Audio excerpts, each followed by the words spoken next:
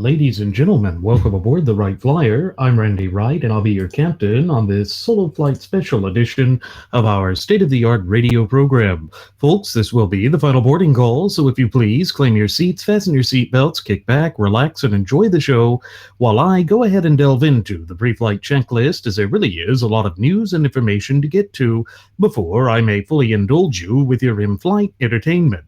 Well, folks, here we are. It is Christmas Day 2016, and I know that I did a special yesterday on Christmas Eve, and there's something I want to focus on here as well. Something that used to be an integral part of who we are as a nation and as a people. And what that ties into is this notion of the nation coming together and finding reasons to bond.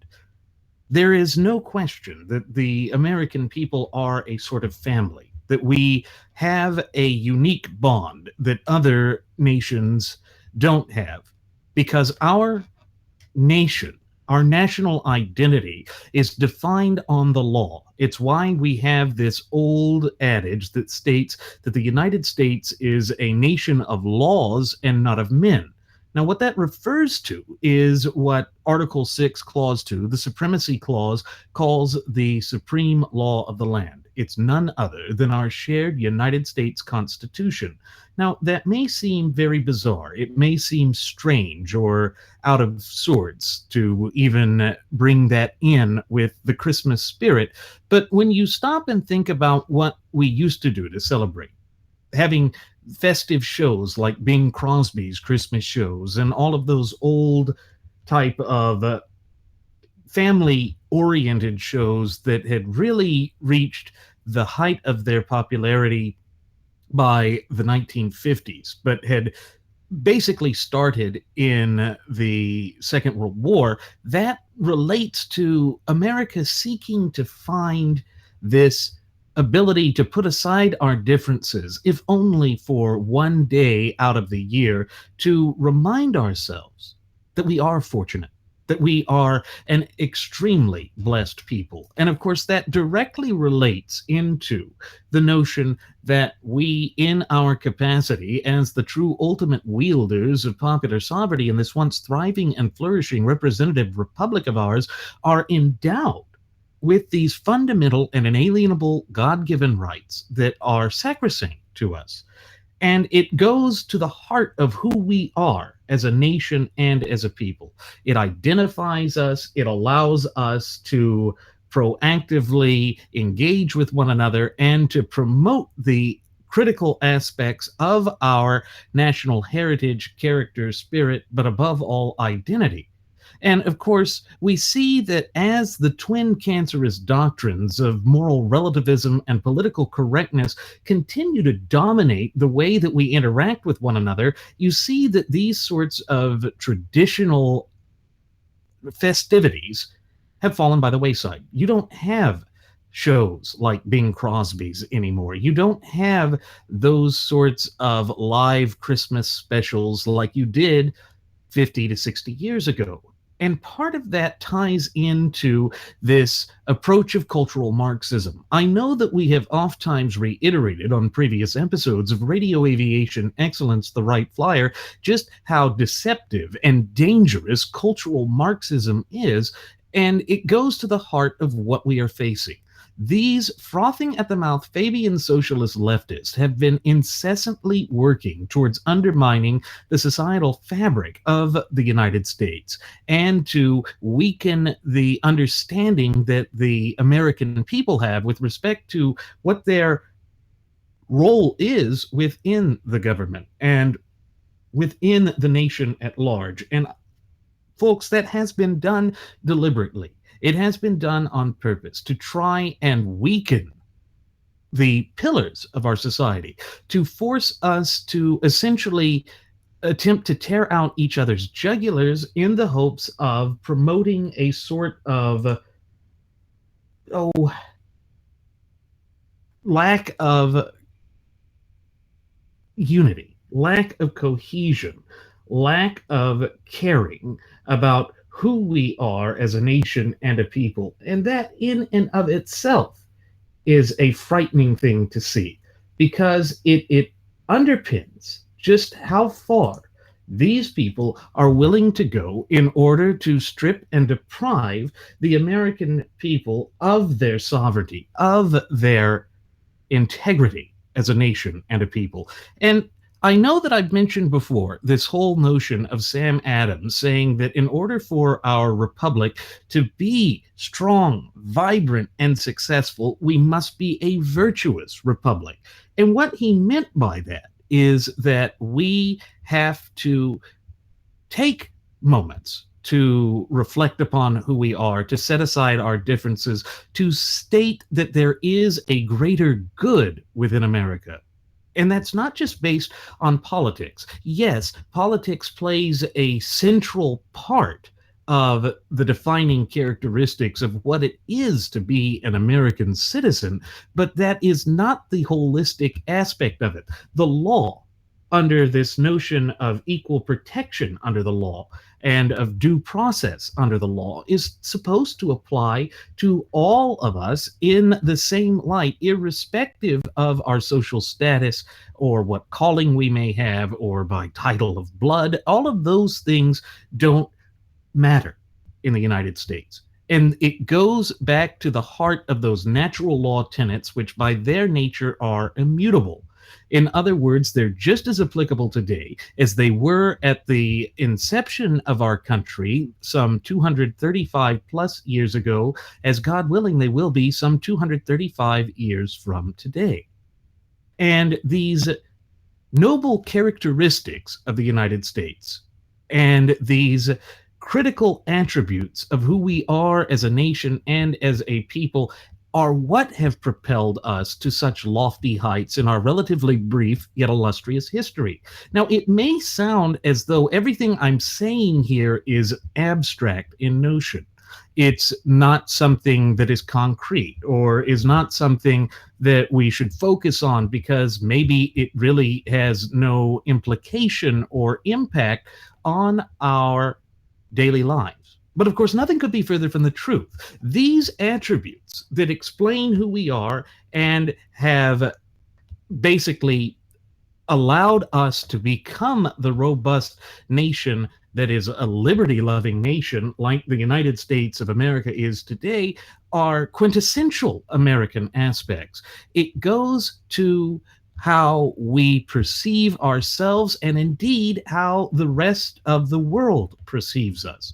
Now, throughout this 2016 year that's coming to its swift, inevitable, and hopefully merciful end, we have seen that those who are the political powers that be, the ones that currently wield the reins of political power, have been working nonstop to essentially try and embrace social media and this constant instantaneous communication. Unfortunately, some of our leaders, and I'm speaking directly here to President-elect Donald J. Trump, don't know how to show restraint. They don't show restraint. And therefore, it places us in a precarious position because when you act without thinking and when you allow your social media persona and perception to define how your relationships work, particularly on the geopolitical sphere, it does place us in danger. It pushes us towards the precipice of where we could have things like Trump saying, let's have a nuclear arms race. Now, the Lion Branch Trumpidians have already come forth and have proclaimed that this is Trump showing that he is not controlled by Vladimir Putin, that he is his own separate man. And maybe that's fair for them to say that, because certainly throughout the 2016 presidential election cycle, it seemed as though he had all of these intermingled interests with Russia. Paul Manafort, Tillerson being selected for the energy department. All of those things would seemingly suggest that he does have these rather nefarious connections with the Russian autocrat Vladimir Putin. And then recall that he had begged them essentially to come and hack his political opponent's email server. All of these things come to the forefront. These are the sorts of things that cannot be ignored. And again, it speaks directly to how the nature of our system of polity has been changing with its interrelationship with the rapidly advancing technology. And, we here at Radio Aviation Excellence, the Wright Flyer, are certainly no Luddites by any stretch of the imagination. We embrace technology. Otherwise, we wouldn't be able to bring you our state of the art radio program as we have been in this format in real time. And therefore, it's good to use it to basically embrace the voice that it allows the true ultimate wielders of popular sovereignty to have, but we also have to take a step back and say, look, with this sort of freedom comes responsibility. That is part of the whole thing where we say that there are two fundamental pillars that define and secure the American system of polity. That is self-responsibility and self-accountability working in tandem to provide us with self-determination. Now, we have repeated that almost to the point of it being ad nauseum, but it speaks to the heart of the matter. It speaks to how this nation works and operates and interrelates with the geopolitical sphere. And so when you have a truly duplicitous type of individual who has no restraint, moving into the highest office in the land, assuming the position of the leader of the free world, you have to have restraint. And one of the things that the Christmas spirit and the holiday that we are celebrating today brings forth is this idea of reaching out to the better angels of our nature, looking to promote the peace and sanctity of human dignity. That is always what it's been about.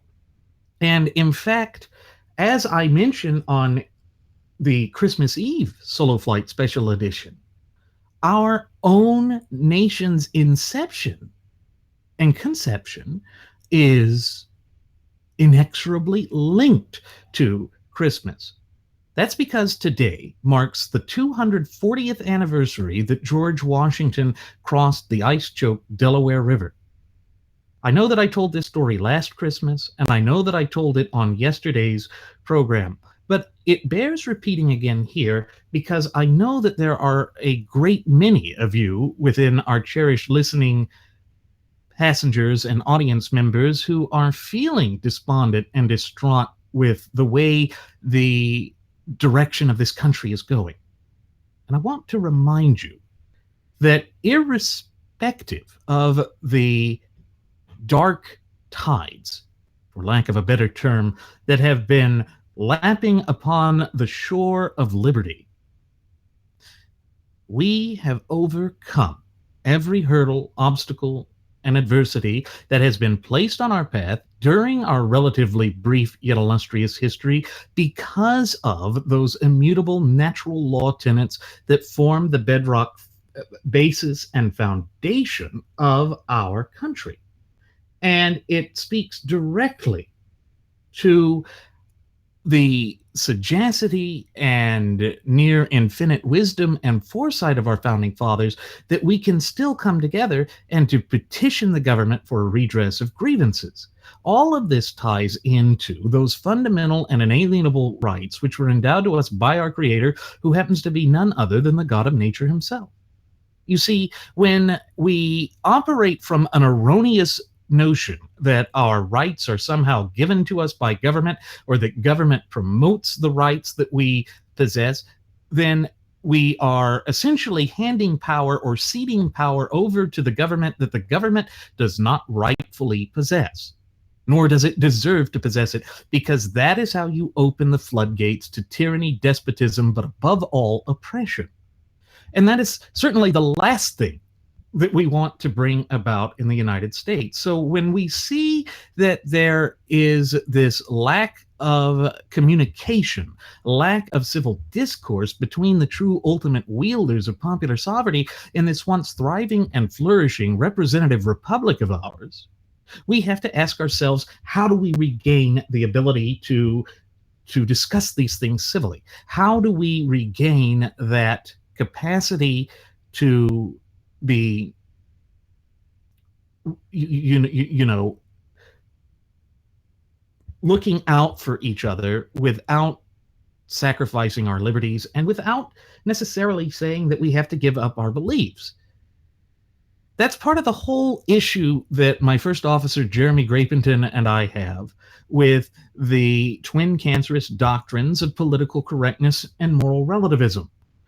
There's this notion, this ridiculous ideology that is being pushed by the frothing at the mouth Fabian socialist leftists to where they essentially are proclaiming that they have a right to be free from offense.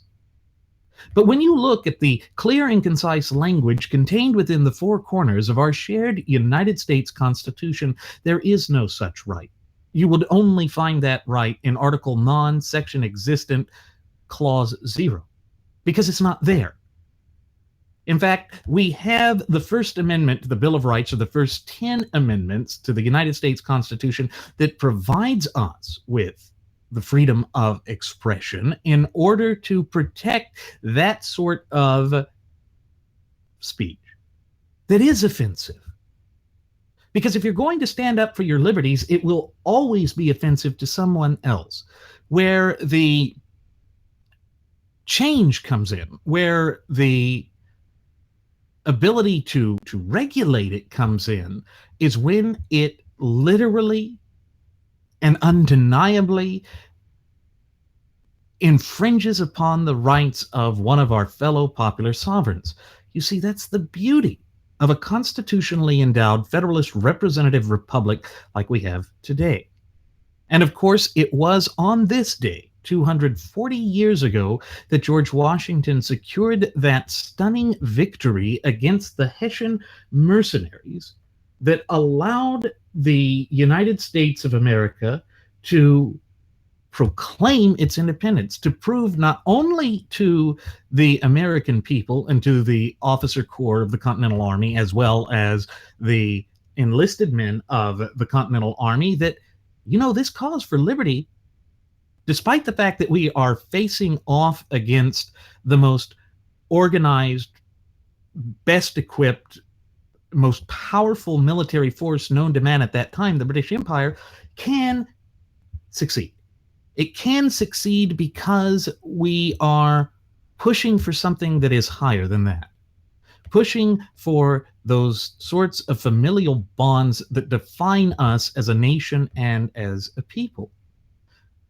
And I know that we've discussed the natural law tenets being basically the natural order of things. It's that universal law that is inscribed on the hearts of each of us, which can be universally understood through the application of simple logic. That takes us to how government itself works.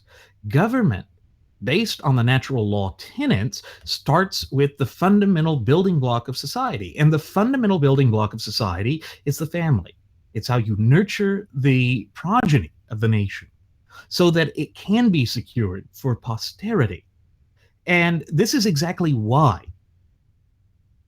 Karl Marx would go forth and proclaim that religion is the opiate of the masses and that marriage is nothing short of legalized prostitution, and that it was a type of enslavement. This is why you have the radical frothing at the mouth feminists and the gay mafia once again redoubling their efforts to tear apart our time-honored values, institutions, and traditions. Again, it is to push their perversions to destroy the society from cultural blight and rot from within. And that should speak volumes about why it is that we should in an organized fashion, come back to promoting things that we don't see anymore, and restoring the things that we don't see anymore. So these shows like Bing Crosby's family oriented programs, the movies that used to be really focused on the family, think of It's a Wonderful Life, think of those great movies. White Christmas is another one that comes to mind, that came from those halcyon days of pure Americana, where we had just exited from the fight against the forces of tyranny, despotism, fascism, and totalitarianism of all sorts, and had secured the blessings of liberty for generations to come. But at the same time, festering within the dark crevices of society itself, we had the frothing at the mouth Fabian socialist leftists redoubling their efforts to destroy America from within. And one of the things that we have to realize is that these people will not back down. They will never back down. They will always incessantly push for their dark and twisted machinations, because in so doing, they can begin the process of fundamentally, drastically, permanently, and irreparably transforming these United States of America away from being a constitutionally endowed federalist representative republic into some Orwellian nightmare, into some dystopia that is the dream of the frothing at the mouth Fabian socialist leftists. And so their entire goal, their entire purpose, is to attack things like Christmas, to say that that is an impermissible entanglement of government and religion, and they're pushing it to such radical extremes too, that there have been schools, public schools, that have banned the singing of Rudolph the Red-Nosed Reindeer because it has the phrase "one foggy Christmas Eve" in it. Oh, we can't even mention that because it's tied to religion. But at the same time, they ignore that one of the pivotal battles, one of the pivotal victories that helped ensure independence for these United States of America occurred on Christmas Day, 1776, 240 years ago. They don't want to admit that our founding fathers believed in freedom of religion, not freedom from religion. And you see, that's one of the dichotomies and this air of hypocrisy that these people embrace in order to push cultural Marxism to try and undermine the fundamental pillars and the backbone of society, to make us all miserable, to make us all seem as though we have to be as deplorable as they are. But we don't. And that's part of the issue that I have with the Trump supporters, the Trump surrogates and acolytes, going forth and embracing the term deplorable. Yes, it was wrong of Hillary Clinton to do that, to label them as a basket of deplorables. But that being said, the negative connotations with that image, to try and make that positive, that is not good. Two wrongs do not make a right. And so we have to, once again, look within our conscience to see what it is that unifies us as a nation and a people. And of course, that strain of unity, those familial bonds, tie directly into our shared United States Constitution and the cornerstone of the Constitution, which is the immutable natural law tenets. And so you see, what seems like an abstract notion and principle on the surface actually has deep-seated meaning and practicable real-world application. Why? Because, again, The fight that the United States is in right now and has been in for successive generations is one for our identity, one for our quality of life, for everything that defines us.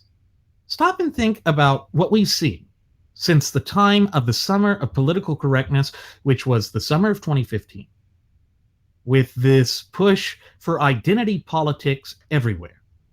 Stop and think about how even the right is now being infiltrated with this so-called alternative right or alt-right, or as we refer to it here at Radio Aviation Excellence, the Wright Flyer, the alt-right.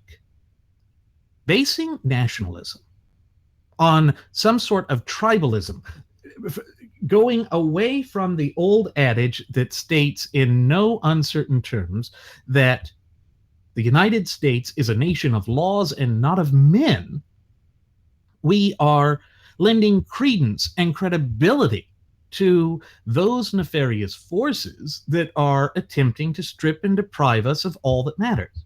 We are emboldening and empowering those negative forces, giving them carte blanche to attempt to be the dominant political voice and force here.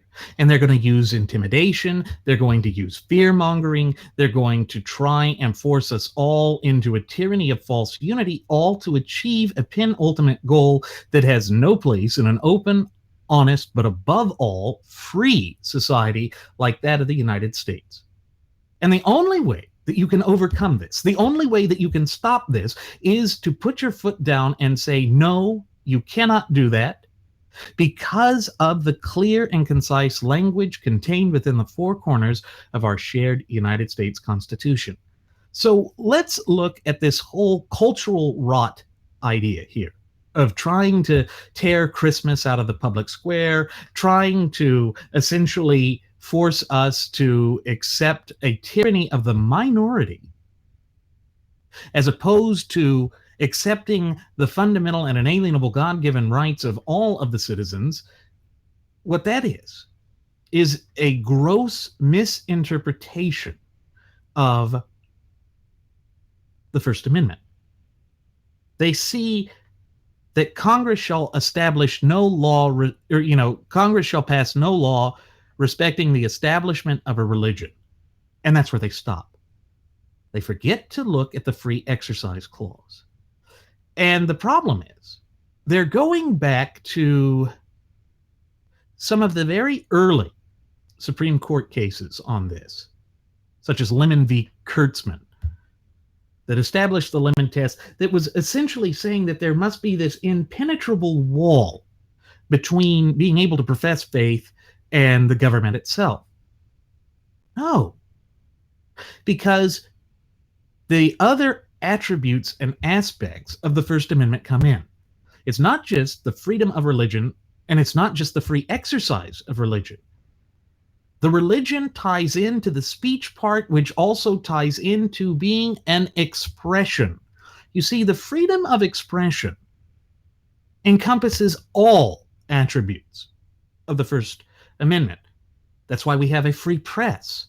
That's why we have the right to petition the government for a redress of grievances. All of these things are interrelated, and that it's always dangerous when our judiciary sits there and attempts to cherry pick the application of our laws and of the Constitution itself. And it's dangerous. It is significantly, substantially dangerous, because it allows these charlatans and these agent provocateurs of despotism and oppression to use the law to tear the law down. Roger Nash Baldwin, the founder, or one of the co-founders of the so-called American Civil Liberties Union, or the ACLU, boldly proclaimed in front of the rank and file of the graduates of Pavlov School of Journalism for the salivating mainstream media that we would use the Constitution in order to destroy the Constitution. That sort of mentality And that sort of philosophy has always been championed by statists, by those who operate from a position that the people don't know what's best. This oligarchy, this autocracy that we want to create knows best. And if you stand in their way, they are going to do anything to destroy you. It's like how Abraham Lincoln wanted to arrest Chief Justice Taney after he had ruled that Lincoln's suspension of the writ of habeas corpus was unconstitutional.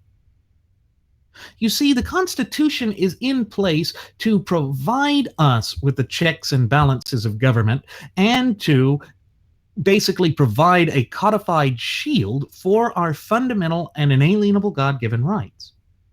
Because whenever you have a singular branch of government or a singular entity or soul who is wielding some of the reins of political power begin to dominate the entire apparatus of government, that is when you begin to have tyranny. That is when you begin to have the sort of tin pot dictatorship that leads us into a very perilous position. You know, everybody talks about Adolf Hitler. Everybody talks about the way that these dictators got started off with these populist undertones. Well, it's because when you look at the history, and history being the great teacher that it is, you see these undeniable patterns. And they pop up over and over again. So that if we fail to learn from the mistakes of the past, we doom ourselves to repeat history.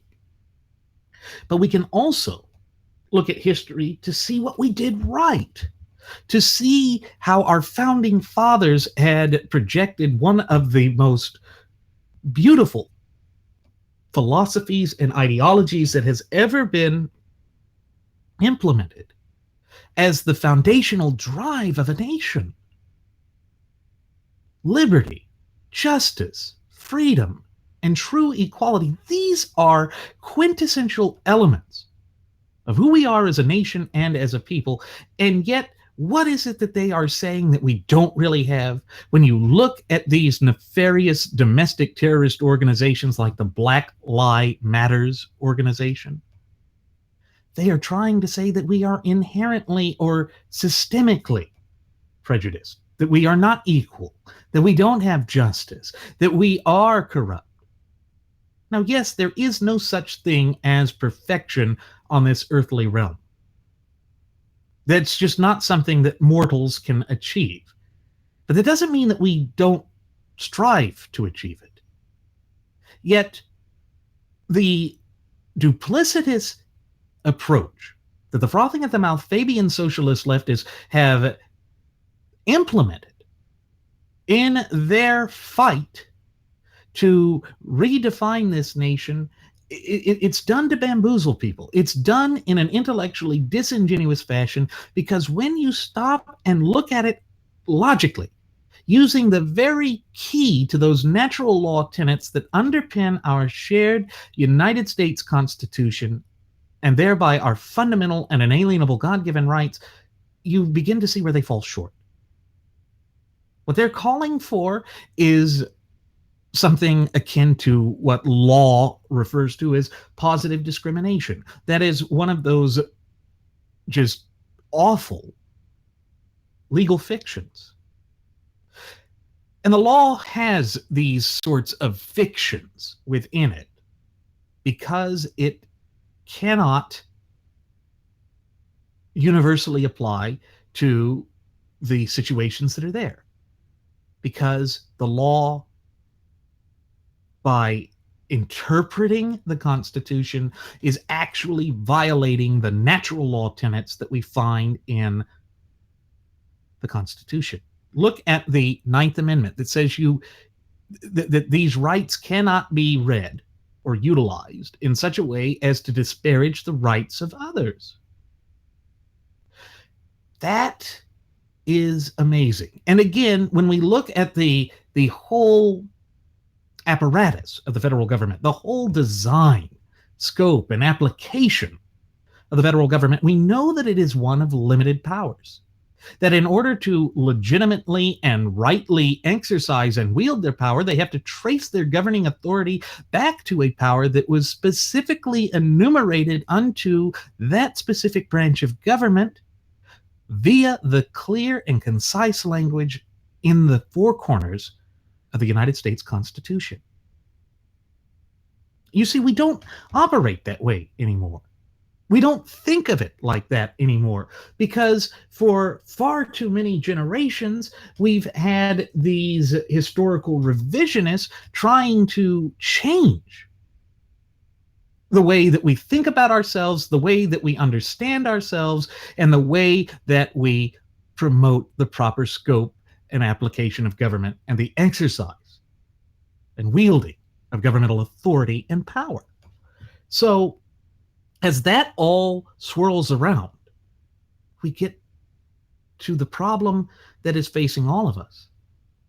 We don't discuss the roots of the nation together, and we don't promote the roots of society itself. When is the last time we had any type of thing that was truly developed to promote the family? And I'm not talking about religious institutions. Yes, they have done that. Yes, you've had private individuals doing that, and talking heads like Glenn Beck who have tried to do that.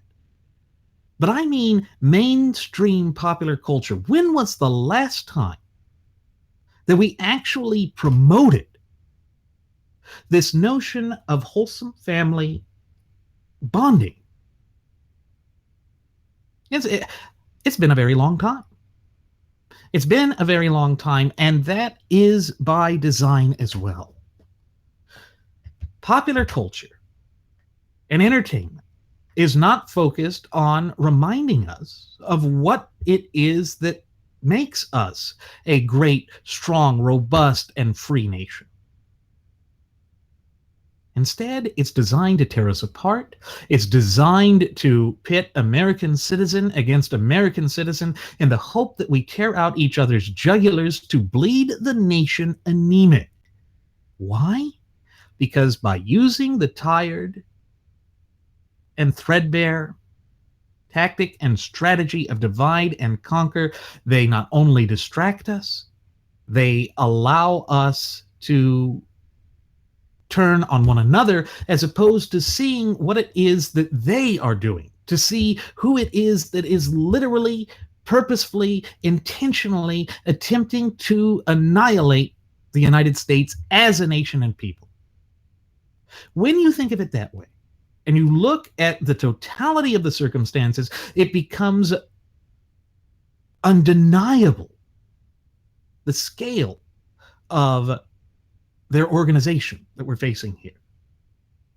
They have been marching lockstep towards this goal for over a century and a half now, and they have successfully infiltrated the conservative movement to have us begin to accept more and more and more as we begin our slide to the left. And folks, it is undeniable that the United States of America has begun a leftward slide, that we are experiencing the transformation of our system of polity away from what we have always been and what we should always be into something that is unrecognizable. And we see that with the way that Trump wants to have $1 trillion infrastructure stimulus spending over the next decade. And of course, you have lush bimbo out there saying, well, you know, that'll get us a great dominance of government like FDR had. Yip, yip, yip, yip, yip. Wrong, Rush, wrong. What it is doing is promoting the type of ideology and the approach to polity that we saw under Herbert Hoover, which alienated and silenced conservatism from the point of 1928 until 1964. That is a long time for the values and the voices of our spirit and our direction as a nation to be dormant, to be silenced. The fact that we are championing now statism and we are encouraging ourselves to believe that because we won, falsely proclaiming to be something that we're not, that this is good. It's the same type of argument that always comes up when we say that we accept the lesser of two evils because we can then regroup. Except that we never regroup. We never regain the territories that we lost, the political positions that we lost. We just continue a steady slide to the left.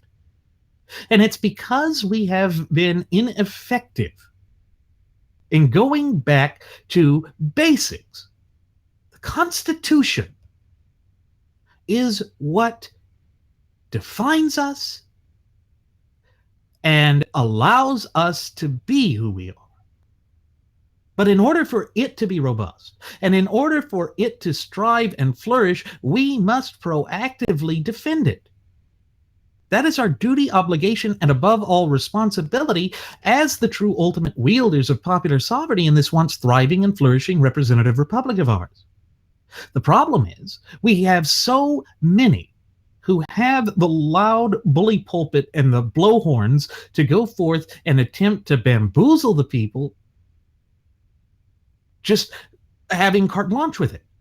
I'm talking, of course, of Sean Hannity, of Rush Limbaugh, of Michael Savage, and even to a lesser extent, Mark Levin. And I do have to applaud Savage for actually coming forth and questioning some of the actions of Trump, particularly with respect to this call with the Taiwanese president or prime minister or whatever the hell her rank is. He is placing the national security interests of the United States in jeopardy. And it's because he is not approaching this from a position of constitutionalism. Because as we have so oft-times reiterated on previous episodes of Radio Aviation Excellence, the Wright Flyer, Donald J. Trump has never once read the Constitution from cover to cover because he stated by his own fruition that he doesn't see any intrinsic nor any inherent value in the document, so it would be a bigly, beautiful waste of time. Why? Why would we embrace this sort of charlatanism, this sort of chicanery, when our nation is in the midst of an identity crisis coupled with a slew of constitutional crises? It's because these nefarious forces, whether they be the alleged alt-right or whether they are the frothing at the mouth Fabian socialist leftists, they are striving for the same goal. And that is to weaken the true ultimate wielders of popular sovereignty and to fundamentally destroy the Constitution. Again, it goes right back to that sort of mentality that was professed and advocated for and promoted by Roger Nash Baldwin, the co-founder of the ACLU. It is designed to snooker people, to lead us astray from the time-honored traditions that have served us well. Again, when was the last time, other than here at Radio Aviation Excellence, the Wright Flyer, that you heard that the United States Constitution is the longest contiguous or uninterrupted running constitutional document throughout the entire course of human events? Have you heard Rush say it lately? I haven't. Maybe Glenn Beck. I haven't heard Michael Savage say it. I haven't heard Laura Ingraham say it. I haven't heard the quote-unquote adorable deplorables saying it. Instead, I see a shocking and alarming trend on the right. where we are embracing the same type of charlatanism that has defined the left in this country for generations, and that is placing us in an exceedingly difficult position, in a truly dangerous place. And it all comes back to this inability on our part to realize that the key has been with us since the inception of the nation. And that's the Constitution. And this all ties back to Christmas and to the attacks of our traditions. It is just one step, one tiny incremental step after one tiny incremental step that pushes us further and further away from our foundations. And as we get away from our foundations, we lose touch with who we are. And that is by design. That is what they are hoping to achieve. That is what they have been so meticulously working towards. And they think they see a light at the end of the tunnel, which means that victory is within grasp for them. But we can turn this around. It would be relatively easy for us to turn it around. The way we turn it around is we reclaim our power. We sit there and say no, because the government belongs to us. The Constitution belongs to us, and they work for us, not the other way around. That's the problem. We have gotten away from this notion. We think now that we have to serve the government, that we've essentially given the government too much power with duress. Don't you love how our income tax system is supposedly a voluntary system, yet we can be thrown in jail, have our houses taken from us, have our wages garnished if we refuse to pay? Doesn't sound very voluntary to me. That's part of the problem. Yes, we can argue that you're free to not pay them, but you have to be willing to suffer the consequences. But how can it be voluntary if duress is part of it? Because Contract Law 101 states that a contract made under duress is not a legally binding or valid document. It is not something that carries the weight, force, and enforceability of law. Again, it's because we have allowed the government to become the Leviathan that we never should have allowed it to become. We have allowed the government to become too big. Now, Rush used to talk about that. Rush used to say that, yeah, we had to get back to these notions of small government. We had to get back to promoting conservatism. But he doesn't do that anymore. He was literally singing the praises of a stimulus spending package that was more robust than any that Barack Hussein Obama proposed throughout his 2 disastrous terms. Is this literally where we are going? Is this literally how we are going to allow ourselves to be defined? Is this the chart that the conservative movement is going to have? Well, it is if we don't address it. It is if we don't demand that we get back to the Constitution. That is how we basically keep our nation free.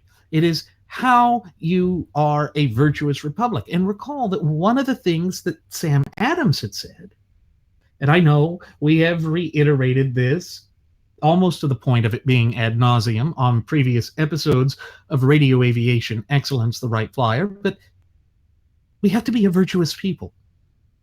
And things like spending time with the family at Christmas, having those types of values promoted, that was all within that line of thought. It was all part of promoting that sort of system that Sam Adams said was necessary to maintain the vitality of these United States of America. And I'm not just saying this as a lecture or as a way to fearmonger. I'm literally working through here, analyzing what it is that we are facing as a nation and as a people, and trying to figure out how we overcome these hurdles, obstacles, and adversities that have been placed in our path. Because if there is any people on the face of God's green earth who will be able to overcome these sorts of things, these sorts of obstacles, it is the American people. We are a compassionate people. We are a just incredibly empathetic people. We understand liberty, or at least we did. It's still there, because if you truly believe in the natural law tenets, you believe that it is inscribed on the hearts of all of us, and that it can be universally understood by the application of logic. The problem is we have so many distractors out there, whether it be the rank and file of the graduates of Pavlov's School of Journalism for the salivating mainstream media, or the historical revisionists, or the politicians, or the Lion Branch Trumpidians. They are all basically saying, look over there, squirrel, as they attempt to snuff out the Constitution. That cannot be allowed to come to fruition, because it literally places the nation in a precarious spot. It is seeking to strip and deprive the true ultimate wielders of popular sovereignty of their fundamental and inalienable God-given rights. And again, it's why my first officer, Jeremy Grapington, has so oft times reiterated on previous episodes that without our rights, we are left with nothing. That's what they want to do. It is the biggest transfer of political currency. It is a redistributive program of the worst sort. When you have redistributive schemes like this, it is designed to weaken the entire edifice of our constitutional republic. And that is dangerous. It is dangerous because we don't have any logistics in place right now to restore the type of government that we have now, to ensure that our liberties are maintained, to ensure that our rights are promoted and advocated for posterity. And it is all part of this incremental, step-by-step approach of the frothing at the mouth Fabian socialist leftists. Recall that they draw their name from General Fabius. Fabius was the general that defeated the Carthaginian general Hannibal, the Roman general who finally brought down the Carthaginian forces that had posed the greatest and most significant threat to Rome. Hannibal had managed to do the impossible, defeating Roman legions, who were considered the best trained military force in the world. Now, how did Fabius do this? Through flanking maneuvers, through incremental harassing raids that drew Hannibal further and further and further away from friendly territory, thereby stretching his supply lines, making it vulnerable to attack, and a pincer maneuver which ultimately led to his defeat. Now stop and think about how the Fabian socialists are incrementally, through the lesser of two evils, always pushing us non-stop further and further and further and further to the left. And we keep jumping at every little penultimate attack that they bring up that is overwhelming the entire system of polity, and thereby losing sight of what it is that defines us, that unites us, that ensures our way of life, the Constitution. The Constitution is our supply line. And the further that we distance and divorce ourselves from it, the more we are going to see these types of problems become the new established norm within the American system of polity.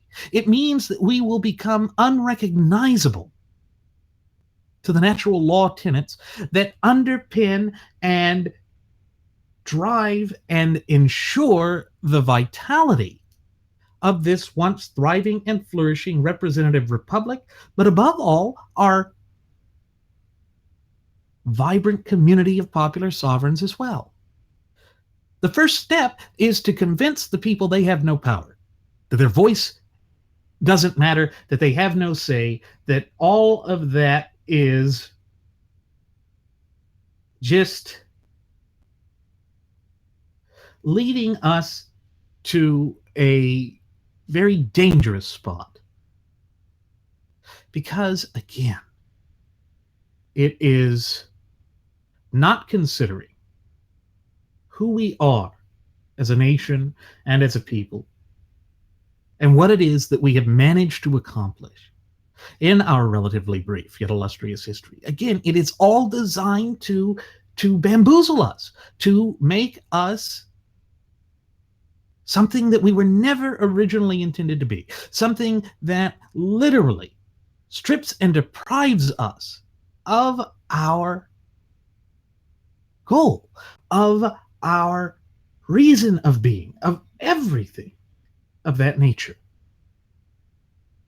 And they will not back down from that.